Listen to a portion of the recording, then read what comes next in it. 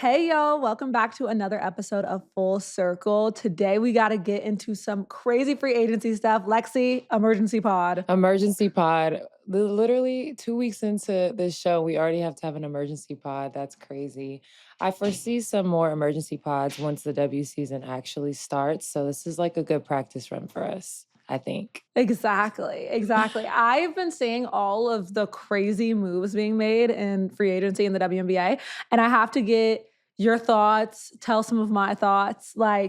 First, before we get into any of the other teams, let's get straight into it because there's so many. Let's talk about your team, the Mm-hmm. Sparks. The Sparks. Adding Kelsey Plum, Odyssey Sims. What are your thoughts about what you lost, what you've gotten, new coach, Mm-hmm. apparently a new facility on the way? Allegedly. I feel like for me, when I found out that Kelsey was coming, I was like, there has to be something in the works for us to get Plum Dog into LA for her to sign here. She's not going to just be showing up to 24-hour fitness, trying to get some shots up. She needs only the best. So I asked around, there's some WNBA players in here in Nashville, and apparently there is a facility on the way of some sort. So I'm really excited about that if that is true. I love the additions of Kelsey and Odyssey. It means that we're gonna play fast. It means we're gonna shoot a lot. We are missing the center position. We do have quite a gaping hole in that position. So hopefully, as free agency continues, we bring in some big girls because we need a few. Because as you've seen, some of the other teams are loading up on their big girls. So I'm really excited though. Our coaches actually, or one of our coaches, our new head coach, Lynn, she pulled up to Nashville to come watch a scrimmage and our GM. So that was amazing. Me and Odyssey got to see them, talk to them for a little bit. So things are going good. They're going good for the Sparks. I think we're heading in the right direction. Do you feel like there's gonna be a little bit of a culture shift because going from rebuild mode, I know just adding Kelsey Plum obviously doesn't change everything and you do still need some size, but I feel like it's a different type of culture. Absolutely. And bringing in veterans, that's making a statement right there. Like we are not in rebuild mode anymore. We're in win now mode. And I think also, what was I gonna say? Why do I always lose my train of thought? Oh, Odyssey. She was on a temporary contract to finish the year last year with the Sparks, and she played exceptionally well. So I'm very happy for her that she was able to get on a real contract because she is a good enough player to deserve one of those. And I'm glad that we got to snatch her up. I thought that maybe Chicago was going to go after her because they need, another point guard on that team. But they just added Sloot, and then they have Dana Evans there. So I feel like LA was a good fit for her. She's played for the Sparks before in the Candace Parker era, I'm pretty sure. So she's familiar. And I'm just really excited for her to have that opportunity again. And I'm excited for you to be in win now mode this Oh, year. yeah, girl. And it's crazy. Like the amount of turnover I've personally had year to year is actually insane. I'm hoping that this group that we're putting together right now sticks because literally every year of my career, I've had like 4, 5, 6 new teammates, a new coach, sometimes a new city. So I'm hoping that like this is the beginning of some sort of stability for me personally, because I think that would make like everything basketball wise for me a lot easier. That seems to be the goal that leadership over at the Sparks has is establishing a culture that can last at least for the next few years. I wanted to ask you, as far as turnover is concerned, one thing I've noticed as a fan is how many one-year contracts are getting signed Yeah. because of I assume the CBA getting Yep. renegotiated. What do you feel about that? I think I'm gonna give everybody the benefit of the doubt and assume that they are where they are planning to be long term, or at least for a few more years. But because of the CBA, they're waiting to sign those bigger contracts that are hopefully coming in the next year or two. Me, I'm signed through 2026. So I was like, you know what? I'm cool. Like, I'm comfortable, cozy here in LA. I'm really grateful for that CBA, but I signed all the way through past the new CBA. So I'm gonna be watching everybody get their money while I'm still locked in the old CBA. But I think it's an amazing thing. But yeah, from a fan's perspective, it probably can provide some uncertainty because you're like, oh, are they only staying for a year? Or like, are they gonna stay? Are they gonna go? But honestly, you don't know. But I'm hoping that these teams it looks like they're putting the pieces together to build powerhouses and put together players that will play well together instead of just grabbing the best available, because typically that's how the WNBA drafts, that's how they operate free agency. Oh, that's the best player, so let's just bring her over here and make it work. But it seems like everybody has been very intentional with how they're constructing these teams moving forward. I feel like that's a thing that a lot of fans don't recognize is that when it comes to free agency and making these moves and deciding to go somewhere, like Plum deciding to come to LA, they're uprooting their lives and moving there. So I don't think anybody would do that with the intention of only being somewhere for 1 year, but it depends on what Yeah, happens. I mean, that's the thing about the 1 year. I mean, I feel like now the teams are gonna be on their best behavior because they're gonna be like, "We need y'all to Yeah, stay, so we're gonna make sure y'all have a great time and you're comfortable here." I've read that Kelsey plans on staying in LA more than 1 year, which I would love, and hopefully Odyssey the same. So, I'm excited, but I think we need to talk about some of these other teams and the moves that they've been definitely. making. Who do you think made the best offseason move so far? Oh, let me think. Well, I'm a little biased. BG coming to Atlanta, I'm Oh, really yeah. excited about. I Mhm. can't wait to go see her play in person. I saw her at the All-Star game, but as far as with the Dream full time, very excited about. I'm really excited about the Dream making changes. Yeah. I want us to eat. Um, but oh, Phoenix, Phoenix made crazy changes. Honestly, I'm still not over how they did Natasha Cloud. I'm that's what I still was gonna not bring over up. it. They did her dirty. The one that gagged me was Phoenix, and obviously not having really a true point guard right now, I think they sacrificed that with getting two. But getting rid of Tosh Cloud, I was so surprised about So that. was I. And the way they Did you did guys hear it, rumblings and know that was coming? no, nothing, not a word. They had Tosh out there promoting the practice facility, from like trying to get free agents to come. She really loved Phoenix. She really loved it there. She You really could cared about tell. that organization and the fan base. I mean, I remember when we would play there, they loved her. Shit, they loved her to LA. I remember when she came to LA and dropped 30 on us, I thought we was in Phoenix. Like, it was No, she was crazy. a she's I'm saying was as if she's still huge and she's still in the W. But like as far as Phoenix, she was like the face to me. And even when she would go to concerts in Phoenix or like other games, she's telling these people, she told Megan Thee Stallion, I'm pretty sure to her face, when are we gonna see you at a, at a Mercury game? Like Yeah, she was not playing. she was So not. I didn't understand that at all. And she's talented. As far as on the court, because I'm still trying to understand it, what kind of sense does that make? Honestly, to me, it didn't make any, again, what we talked about last episode with the core designation.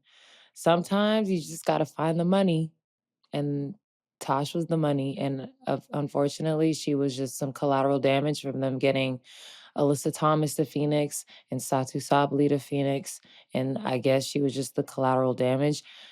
I don't understand how they did not see the value in Natasha Cloud, especially with those players that they brought in. But I think now they have lit quite the fire under Natasha Cloud. Now that, not that she ever needs one to play hard or, prove her point, but she's always had a chip on her shoulder. And that's one of my favorite things about her as a player.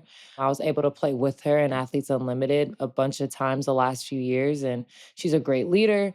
She's a great point guard and she's a great person. So that, from a friend perspective, like, that really hurt my heart for her because she did not deserve that, especially a veteran that has a championship, who has playoff experience, getting shipped off like that was not cool. But business is business, and, sometimes it happens that way, but she definitely could become the face of the Connecticut Sun. I wouldn't be surprised if she ends up staying there, that they just try to build that organization around her.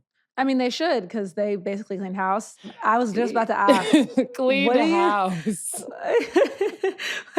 what is going on in Connecticut? It seems like what we knew that franchise to be has completely changed. Yeah, flipped on its head. I've always said that that's, like, the best team that has never won a championship. I think they have the most playoff wins with no championship, which I I think was about is to say crazy. statistically, they are the best team that has Yeah. ever won a So championship. I was there one year, 2018, that's where I got drafted to, and it was just not a good fit for me personally. Obviously, it wasn't a good fit for them because they shipped me off, but looking back, I do think I could have helped them win a championship because you get to the finals, you get to the playoffs, they were always missing that like outside shooting presence. And I'm always watching them like, I feel like I could have filled that void, maybe not immediately, but if they gave me some time to develop and Which is probably why they drafted you, because right. they need that. Yeah, so, I mean, that's why I thought they drafted me, and then I got there, and I was like, "Why did y'all draft me here? Like, clearly y'all do not want me here. Y'all don't think I fit in on this team."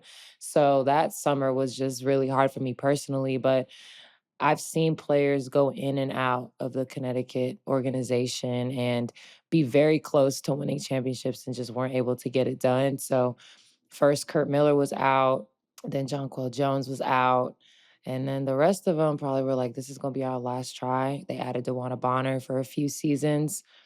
Still weren't able to get it done. I was on the Chicago Sky team that beat them in the playoffs. So that was a nice little moment for me. Whoop, whoop. But yeah, and I know last episode I said that the Mystics hired the European coach. It was actually the Connecticut Sun that hired the European coach. So they're Okay. doing things completely different over there. A lot of people said that they might even consider relocating the team or selling it, but Wow. I don't know if they coming up off that team. Like they really have a lot of pride in having that WNBA team there. So I wouldn't be surprised if we see them relocated again. They've already been a relocated team. They were the Orlando Miracle, I want to say. So if y'all didn't know that was a team, that was a team. Speaking of the new teams moving, let's talk about the Valkyries. The What Valkyries. Yeah, what are you What are thinking y'all about doing them? over there? They didn't get any free agents. They didn't get I don't think any. they can. I'm just Can they? like, yeah, they could have got anybody. I mean, Oh, when I saw the players that they drafted like some very good players, don't get me wrong.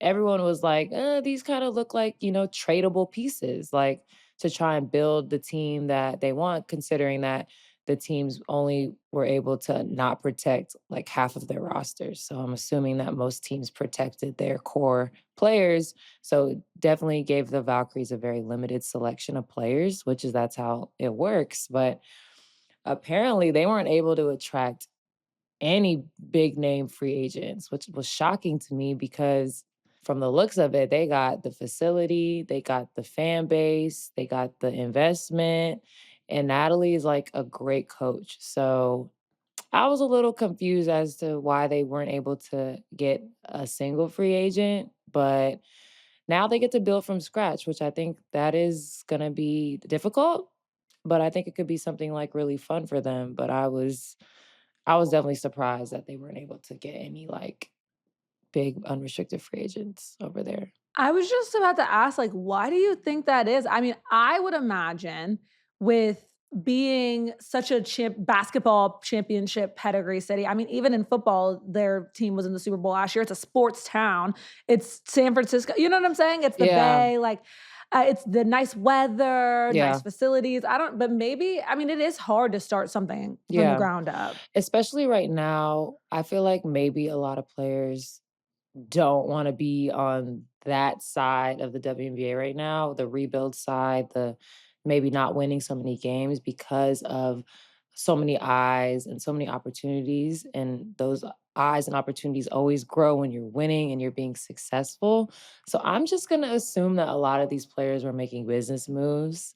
Like, not I don't really wanna have part in this, but maybe next year when everybody's a free That's agent true. all over again, maybe they'll, because I feel like the Valkyries are gonna have a good amount of money. They might have the highest salary cap, honestly, but then I foresee some free agents going over there maybe next season when this new CBA hopefully gets signed.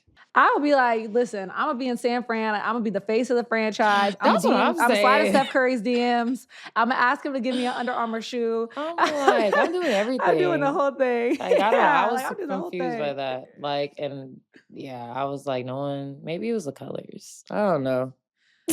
Yeah, I prefer their colors to the other new team, the Tempo. I like the purple is cool to me. The Tempo. I actually hate that name. I Same. hate it. I'm so anti. I really wanted it to be like something badass or something that was like I like the Valkyries and the Warriors, you know what I'm saying? Like they're both warriors. It's like badass. Yeah. Tempo, Raptors. The Tempo, it was just giving like 80s. It is. It's giving like dancer girls. Let's shut up before you gonna be a Tempo. You Lexie Brown, you are a Toronto Tempo. Ew. But I also love the Raptors old school jerseys with like the dinosaur on them. Those are my And I favorite feel like throwbacks. a woman's version of that What would would be have the women's aged version so of the bad. Raptors, Mariah? The Toronto Rex, like T-Rex, Toronto Pterodactyls, Absolutely not. Toronto. The pterodactyls is crazy. I like T-Rex. The Toronto Rex. Yeah. Girl. Well, somebody also said Toronto talons because owls have talons and it's like that's how they kill their prey or whatever. And the mascot could have been an owl or it could have been any animal with claws because I wonder, talons are technically like, claws. why they went to the TT. Like, a lot of WNBA teams don't follow that. So I wonder why they went with that. I read that the Tempo chose that name because it translates and sounds cool in French and in English. And obviously, a lot of people Ah. in Canada speak French. And so they wanted it to be a bilingual sort of name. So that's probably why. Now that I'm looking at all the teams, the Seattle Storm are the only ones that have A double the name. double letter name. Interesting. Interesting. Very Speaking of the interesting. Seattle Storm, Yes. they said we cool over here. Well, which is interesting. Well, no, because they Jewel, but that also was a point of contention in the offseason. Well, she demanded the trade well before free agency even started. So, and the fact that that That's what I wasn't mean. like news everywhere was crazy because I thought it was. it was like for like 5 seconds, I feel. Because I covered it and it went crazy because everybody wanted to know what was going on because obviously the harassment and bullying allegations against the coaching staff, the Skylar Diggins-Smith stories on Instagram. Do you remember all that? Like it was a Yes. whole It was very drama. messy. Yeah, and the former Storm player coming out and defending the coach. It was like it was a bit of a disaster. Well, yeah, when she decided to file that harassment thing, like she had to go. Whether they found something or not, which they didn't, like now you gotta like you must leave. So I'm happy that they were able to make something work for her.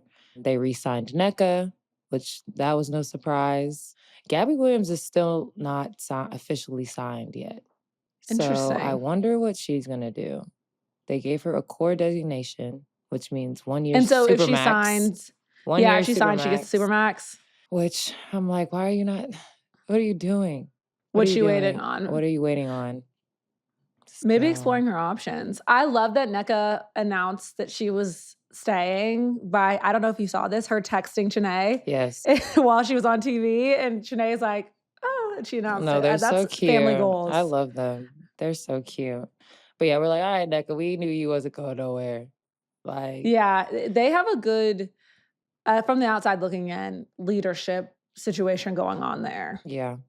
Outside of the bullying Yeah, and outside of that. I meant the team. I meant the girls, the women on the team. I was not referring to the coaching staff. they haven't signed anybody either. Them and New York and Minnesota were like, we cool over here. Like, we got what we need. They didn't sign a single person in free agency. Well, Minnesota shouldn't have because I hate when a team does that, when they go to the finals and lose, especially don't get me started on the finals because Minnesota low-key should have won. But when you lose and then you start making all these changes, I don't like that. Exactly.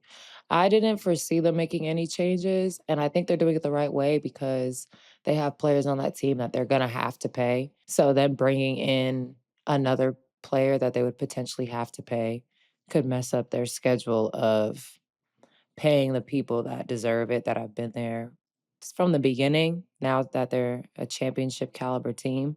So I wasn't expecting them to re-sign anybody. Or they re-signed Atisha Heidemann, which I think was great. She was a great piece for them.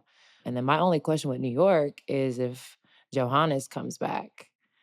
You know, she's over there in France. And sometimes she's like, I want to come play. And then sometimes she's like, I'm going to stay in France this summer. I'll see y'all next year. So from a front office perspective, that's probably extremely frustrating. Definitely. But right after winning a finals, I could see her doing that. Why Yeah, not? I'm like, she changes the whole dynamic of that team, like, completely. And then they just lost Courtney Vandersloot. So it seems like Sabrina is gonna be taking on more of the one priority, the point guard priority, which she's capable, but I think she's way better playing at the 2, especially in this league. So it's interesting to see what they could potentially do to bring Sabrina a point guard because I think she plays at her best when she has a high level point guard on her team. Like right now, she's playing with Natasha. I think a lot of people might be trying to get Natasha Cloud to New York because Oh, that could be even interesting. though they're not necessarily winning a lot, and Unrivaled, their team, they have pretty good chemistry, and Sabrina just had, like, 34 the other day, so I Do could you see think that that. that's something Connecticut might be doing, like trying to use, you know what I'm saying? Yeah, to keep like, I just don't see the vision in Connecticut, like, I just don't know what they're doing, what type of team they're trying to build, if this is just, like, a 1 year, we need 12. We need 12 people. Do they have a draft pick? Not sure if they even have a draft pick. I'm sure they do. But yeah, for some reason, I just don't see Tosh staying there. Like something in my soul is telling me that she's going somewhere else. But we'll have to Another see. blockbuster. That'd be We'll have interesting. to I wanna see. ask you about, obviously, Angel Reese, Caitlin, everybody talks about 2 young rookies. Their teams made some moves. Indiana, some people are saying might have had the best offseason of any of the I teams. agree. What are your thoughts? I agree. They gave Caitlin some dogs around her. They not They're playing. not playing around. They gave her some more shooters. Natasha Howard, I think, was their best signing. I think people forgot what type of player she was while she's been in Dallas. She's a great defensive player. She can go out and give you 30. She's a great screener, which is going to be very beneficial to Caitlin. For Caitlin, yeah. Dewana Bonner, just having that veteran presence and energy, like she can go make big time buckets for you. Sophie Cunningham, just her energy alone. I'm excited to see her back at her natural position, which is the 3. She's actually been playing the 4 for quite some time in Phoenix, but she's been doing a good job considering that's not her natural position. And then, of course, re-signing Kelsey Mitchell. I remember saying last year before the season even started that they're going to go as Kelsey Mitchell goes. You know, she started the season hurt and came back. And after All-Star break, her and Caitlin found this balance and this cadence that made them very hard to guard, which is why they were able to make the playoffs. So I'm excited to watch them. I'm actually also excited to play against them. I think all the noise from last year, obviously, is going to be there, but you add a ton of veterans that supposedly were hating on the rookies, but all wanted to go play with her. Like, they wasn't hating. They was pissed that we have to chase her around all the time. But when you get the opportunity to play next to a player like that, you're gonna go. So I'm excited for them. I'm really excited for Kelsey Mitchell. She has been with that Fever organization since 2018 when we got drafted together, and she's been through the good and the bad and the ugly. So I'm happy that the way they welcomed her in with her re-signing, with the like little parade inside the arena, the announcements, the Pacers showed love. Like that's what Kelsey Mitchell deserves, and I'm really glad that they were able to do that for her too.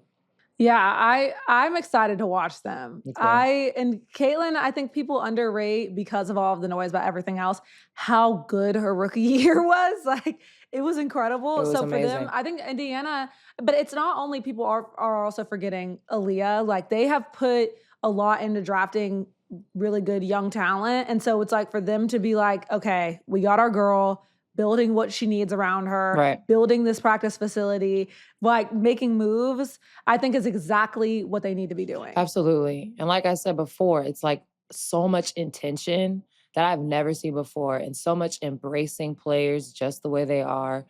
You know, come here and be exactly who you are, because that's the player that we need you to be. That's the person we need you to be. And I think that's going to be such a big difference this WNBA season, is also because so many of us have been around each other year round. Like, usually we don't see each other until the season starts again. So people being in Miami at Unrivaled, people being in Nashville with AU, like, you're going to see a different type of bond and camaraderie and competitive energy, because we're not like complete strangers anymore to each other. And I think that's something that, I mean, you see the guys all offseason, they playing pickup, they in LA, Yeah. they in Miami, they at the club, they at the gym, like, they doing all this stuff. And as much as people complain about, oh, the NBA is too friendly now, like, no, they like that because they're all making each other better and they're all eating off of that. And I think we're about to get to that level, and you're gonna see the WNBA go to a different level because of that. And it'll allow for less of this narrative, this catty drama, everyone hates each other narrative, because people are seeing you interact in the offseason. I also want to note, as far as Caitlin, rookies, and you mentioning franchises allowing their players to be who they are, one thing that me and you have talked about a bunch of times is rookies coming in and teams allowing them to play and allowing them to struggle. Caitlin had that rookie struggle at the very beginning. If people were like, this is Mhm. exactly what everyone was talking about, this is what Diana Taurasi was talking about, she's going to struggle. And they just let her play it out, Yeah, and she ended up being rookie of the year. So exactly. that's like, it's really important to let them have that moment. It's natural. There is an adjustment period, and there's nothing wrong with having an adjustment period. And because y'all didn't see our adjustment periods, they were happening just at practice. We was getting our ass beat in practice. Like, it's the same for everybody. So even for her, going through that struggle front and center, she handled it great. Same with Angel, same with Camp Rakia. All the rookies, I think, they all hit that wall briefly, some longer than others. And they Mhm. came out better on the other side, because for the first time they were able to just, play through it. This year's rookie class, I don't know, because Really? is giving teams are trying to like win right now. And it's, I would say, like 5 or 6 teams in the W are trying to win like right now. And the way they've trading these picks around, like, you take my pick. That's a good You take point. my I was about pick. to say, though, some teams don't, well, usually the team that has the number 1 pick is a team that isn't in win now mode, Yeah. but But it is Dallas, the lottery went kinda yeah, crazy. and Dallas, they made some moves to put them in really good contention. They got Arike, some help defensively. They got players that know each other very well. So that chemistry could definitely be beneficial. And then they're gonna get the number 1 pick. So you get a little bit of energy and hype with getting the number 1 pick, which I still can't You mean believe. Paige Beckers? You mean Paige I'll say Beckers? Yeah. Yeah. it. Yeah. And they have the 8th pick and the 12th pick. Wow. Which is interesting for them to have made moves for all of these great pieces, that they have all of these high draft picks and would have all of these high quality young players. I'm surprised that they're not using those I picks. mean, if you look at the Wings roster, they're extremely young. So Mm. this might be let's grow together type energy. It's giving like OKC in the NBA, Yeah. like drafting very well, allowing them to grow, and then in a few years we're gonna be like, what the hell? Yeah. Like, don't get me wrong, this draft class is extremely talented as well. They might not have the hype like last year's draft class, but they definitely have the talent. So again, this might be another draft that we see a lot more intention behind. Like, you might think that this player is the best available, but I think now they're probably going to start picking best fit, which is Ah. which I don't like on the draft on the board. They put best available. Like, what does that even mean?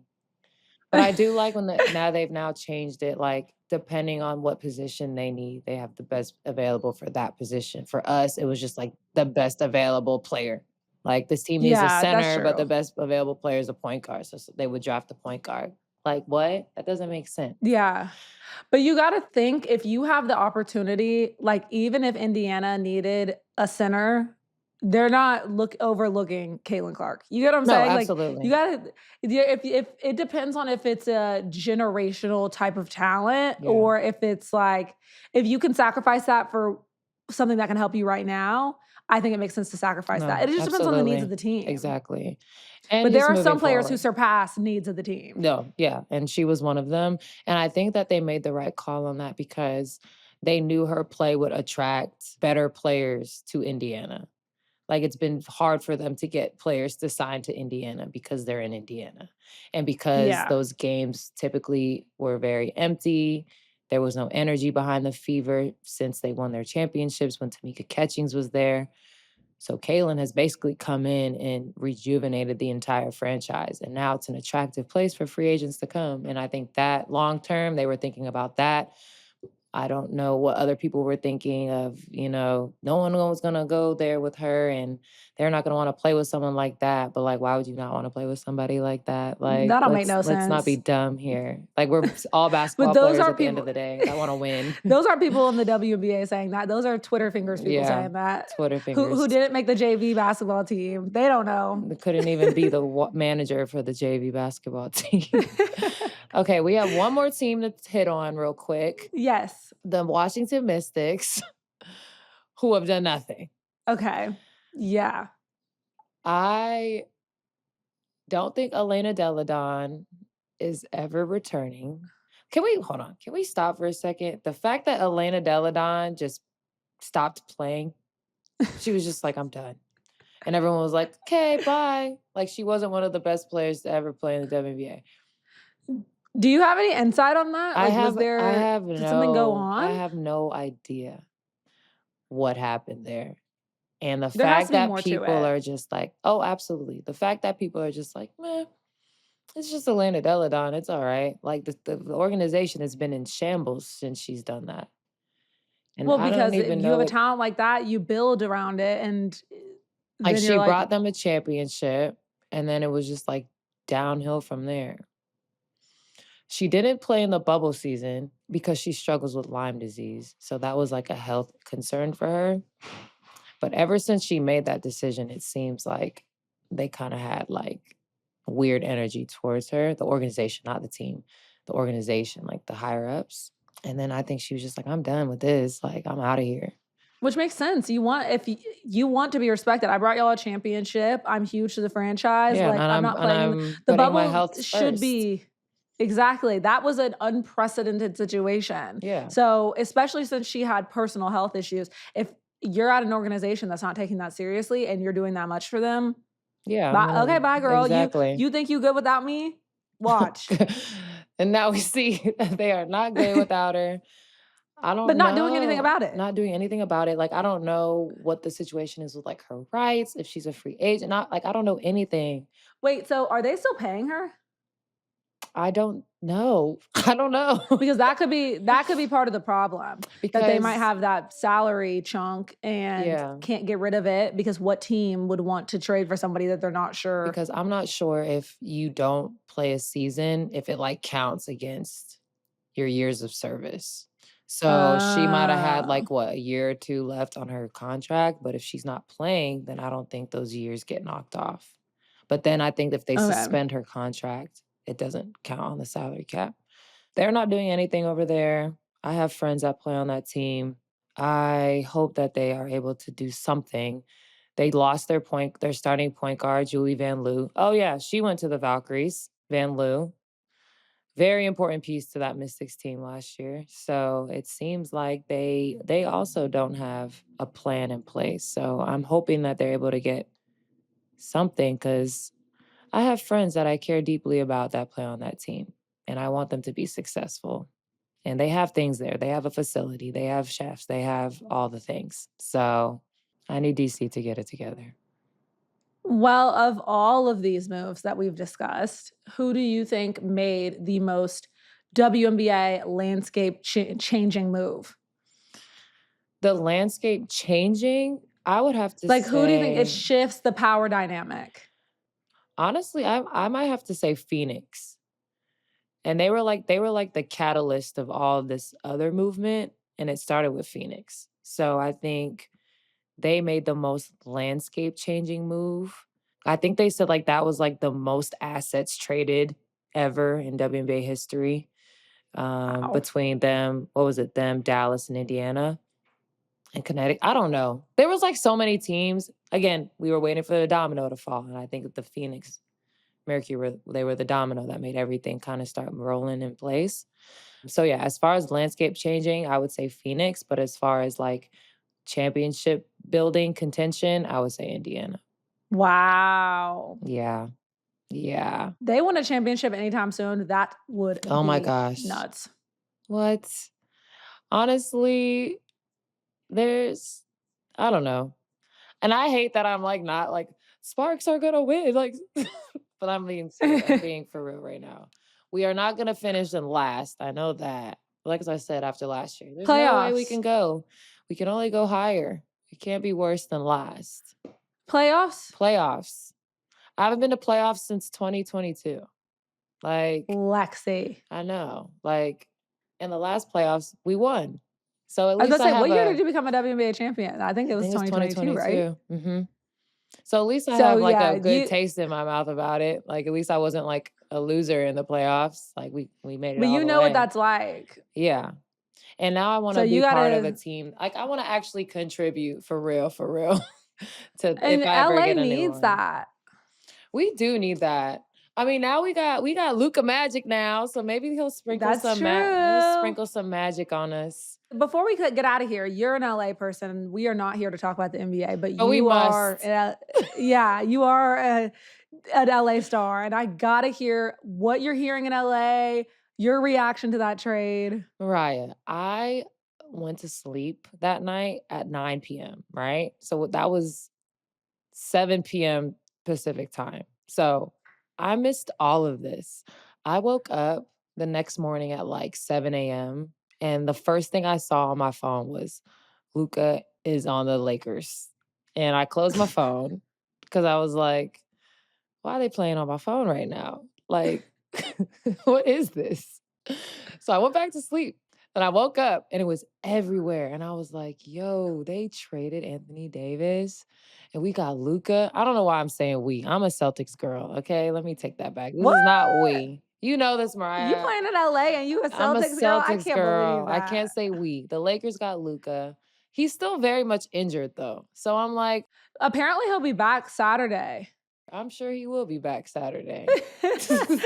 I will be back yesterday. Are you kidding I me? cannot believe that. You stopped me from getting that Supermax and then moved me to LA with them Hey taxes. I would man, be, sick. oh no. The Mavs would have no peace every time they played me. It'd be Man, over with. that whole logic, and I mean, we can circle this back to WNBA too, is like the conversations I saw surrounding like, oh, players should take less money to build these teams and win championships and win games. And no, Luca got them to the finals last year on like one damn leg by himself, damn near. Hmm. And I was always, as far as player empowerment is concerned, I always felt like the WNBA needed more and the NBA needed a little less, honestly. I was on the side with the whole Jimmy Butler situation, thinking that it was a little bit extra, that he was doing a little bit too much. He's done this to too many teams. And then after that Luka thing happened, it completely changed my mind because even hearing you talk about all of the turnover you've experienced throughout your career and everything and how hard that is for a player, for somebody like Luka to do everything he could have possibly done, I understand that he might be out of shape and that's his job, but for him to give that franchise everything he did, he went above their ceiling last year. And for them to get rid of him like he's nothing, In the middle of the that night, showed me that showed me that if a player wants to leave and they want to get their good one on a team, let do them it. do you because they do not care. They do not At care. all. And I know Jimmy Butler is sitting in his coffee shop in Miami, mad as shit that he's still not on a new team. How the hell Luka Doncic get traded before me? What is Right? going on? They traded Luca But it just before shows me. Like, what the hell? no one's untouchable. No one is untouchable. And I think like what Jimmy Butler is doing, it's gonna create a shift in the NBA. We don't really have these issues in the W. And I don't and as like I wouldn't say we've struggled, but we've been in this fight so long in the public eye. Like when the NBA guys were in this fight for bigger salaries and better treatment and all that, like there was no social media, there was no internet. Like we didn't really see that struggle, and people didn't really get to appreciate what those guys in the past did. For us, like we're front and center, everybody watching us. So I don't foresee us getting the things that we are fighting for and working hard for and then just changing, like turning into these like prima donnas. Like I don't like to call the guys prima donnas, but like they are, some of them are. They I are. don't foresee us turning into that. I think that we're going to continue to operate the same, but now just with better stuff and more money. And I think there's something instilled in us as women athletes in general that we're just going to keep fighting for more and more and more and still move with grace and still move with respect. That sometimes think gets lost on the other side. But that's not just in sports. That's in everything, I I was think. about to say, even with you saying that, that might be the case for you and for people with character like yours. You never know what's going to happen with everybody else. Yeah. And I'm glad you brought up the fact that the NBA having that, like the WNBA is still very young as a league. And so to come into fruition in the 90s and go through the growing process in front of the world and with the first iPhone, and as things progress, it's hard to grow in front of the world, having access to your salaries and everything that's going on and discounting it, not even realizing that this is the exact same thing that happened on the other side. We Mhm. just didn't see We it. just didn't see it. And it took a couple players and it took a surgence of viewers and it took the competition continuing to stay the And level. they took some lockouts. So Yes. that's something that we've never experienced, which I hope that we don't have to experience because that means that we can't come to an agreement, which right now, the things that we're asking for don't seem far fetched, in my opinion. But again, business is business. But we could be preparing for a lockout. And that's like very much a reality for something monumental to happen. That might have to be the case, which I hope I not. would argue though, I don't foresee a WNBA lockout happening because of social media, because of the empowerment of having access to the public all the time. Because even I don't think people remember, like you have a ton of followers. Like Natasha Cloud has a ton of followers. Like y'all are popular public figures. And if you tweet something like about your situation, I can't remember who it was who had became a mother and she tweeted about her team. Was it Skylar Diggins Smith? But anyways, when those issues happen, you have direct access to the public to explain what's going on in your situation. And No, the public hears absolutely. and there becomes outrage. Yeah. I just hope that everything just goes smoothly. Like that's the best I think that it you will. can ask for. And I just feel like the eyes on the W, the eyes on AU, the eyes on Unrivaled, it would be unwise to lock out. You're basically just stopping the momentum in its tracks completely. And I just don't think that's the right thing to do. I will say I've done my research on the fact that the WNBA and the MLS both were born around the same time. And the MLS just had their profit changes and their salary changes and that stuff, I think last year. But it was because the teams and the owners started investing in number one, high profile players like Messi and David Mhm. Beckham and stuff like that. But also because they started investing in soccer specific stadiums. Mhm. And that was like the catalyst for it. And then that helped them get different TV deals. And then that changed the salaries. And that's Yeah. like all happening kind of at the same time. And that's what the WNBA is doing right now, having Yep. to step up with the facilities and stuff. Investment is key. Investment is key. Before we go, we got to give our flowers. I have a flower Yay! today. Well, I have two flowers. Okay. So, first flower goes to Asia Wilson and Caitlin Clark getting their jerseys retired. Flowers for y'all. Congratulations. Amazing. And then Asia will get an additional flower because her signature sneaker dropped today. I saw, and it's It's sick. fire. It's It's fire. I sick. love it. So, Caitlin, Asia, flowers for y'all. Don't know if you'll even hear this, but we love what you're doing. We appreciate what you're doing for the women's game. And this has been another episode of Full Circle Emergency Wait, Pod. can I give a flower? Yeah. Okay, give a flower. I want to give a flower to Miss Big Angel Reese, the biggest the queen, that girl, for retiring her mom. That is Oh, fire. everyone's Yeah. dream. And I literally bawled my eyes out when I saw that video. You are making big moves. You are that girl. Don't ever listen to what people have to say because Ever. that inspired me so much. I No, love that her. was Had to give her a fire. flower. Look at our queens doing big things. I love this for us. Women's sports is still on the rise, on the come up. Catch up, hop on the train. We're still accepting new members. Don't miss out. And this has been another episode of Full Circle. We will see y'all next week.